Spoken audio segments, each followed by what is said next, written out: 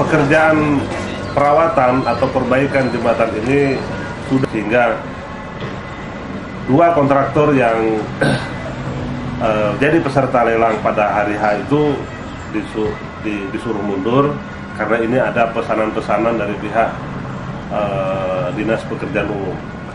Dalam hal ini dari pejabat-pejabatnya saya kira. Dan ini menjadi semacam lelang fiktif lah istilahnya. Ada lelang tetapi tidak pernah dilaksanakan sesuai dengan peraturan dan ketentuan yang berlaku.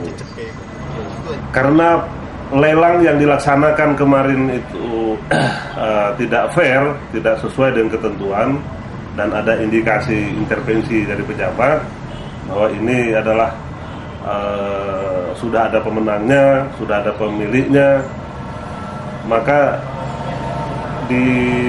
dimenangkanlah pihak Buka Teknik utama itu. Nah, menurut kami pihak Buka Teknik itu, informasi yang kita dapatkan juga tidak memiliki kualifikasi atau experience di bidang pengalaman pengerjaan atau pembuatan jembatan kabel stay. Nah, apalagi perawatannya juga demikian, kita tidak menduga, tidak ada pengalaman di bidang itu. Nah, itu diperkuat lagi pada saat indikasi itu diperkuat lagi pada saat pelaksanaan pekerjaan di lapangan. Nah, kuat dugaan kami bahwa pihak Buka Teknik menggunakan pekerja-pekerja yang tidak memiliki pengetahuan di bidang teknik perawatan jembatan, khususnya jembatan gantung seperti jembatan Kutai Kartanegara ini. Nah, kita melihat seperti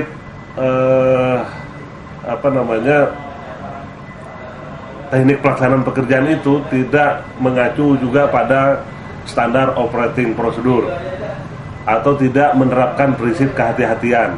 Indikasinya kita lihat, misalnya pada saat pelaksanaan pekerjaan itu semestinya tidak boleh ada kendaraan yang lewat di atas jembatan itu. Yang menurut Anda kira-kira yang mana saja yang bisa dijadikan tersangka? Kalau menurut hemat kami, kalau mau dicari siapa yang paling bertanggung jawab terhadap runtuhnya jembatan Mahakam ini akibat diganggu tadi, ya semua pihak. Dalam hal ini mulai dari penyedia jasa sampai mulai dari pengguna jasa, dalam hal ini Dinas Pekerjaan Umum Pugar, yang tentu di dalamnya banyak perangkat, mulai dari PPTK-nya, perencanaannya, apa segala macam, sampai kepada penyedia jasa, dalam ini kontraktor pelaksananya. Nah, kami melihat dua pihak ini, penyedia jasa, pengguna jasa maupun penyedia jasa, itu yang paling harus dan bertanggung jawab terhadap runtuhnya jembatan Mahakam ini. Menjadikan tersangka kepada pihak katakanlah yang membangun jembatan itu, saya rasa itu terlalu jauh, karena tidak ada yang salah dengan konstruksi maupun material jembatan itu.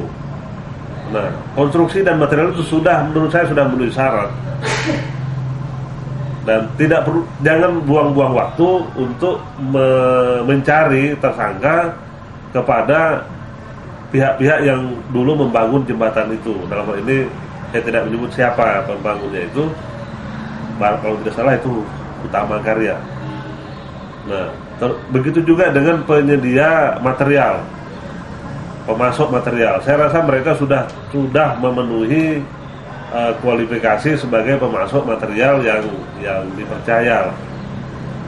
Nah, apalagi tentunya untuk jembatan dengan bentang dengan kabel stay ini yang memiliki resiko tinggi, tentunya dari pihak penyedia atau supplier bahan material jembatan itu maupun kontraktor pembangunnya dalam ini Utama Karya tidak akan berani main-main dengan katakanlah mengurangi spesifikasi daripada jembatan itu. Nah, karena jembatan itu sangat riskan dan sangat rawan terhadap kerusakan-kerusakan. Jadi spesifikasi yang tertuang mungkin dalam perencanaan itulah yang dilakukan, itulah yang dipenuhi. Saya rasa begitu. Yang perlu saya tanyakan, pengalaman Anda mungkin bisa ceritakan sedikit di bidang konstruksi. Saya barangkali tidak memiliki latar belakang di bidang konstruksi, tetapi dengan latar pendidikan saya sebagai guru, bidang studi fisika, itu saya rasa bisa dijadikan semacam acuan, bisa dijadikan semacam referensi. Karena pendidikan saya itu terakhir adalah S2 dari program Pasca Sarjana Pendidikan Sains Universitas Negeri Surabaya.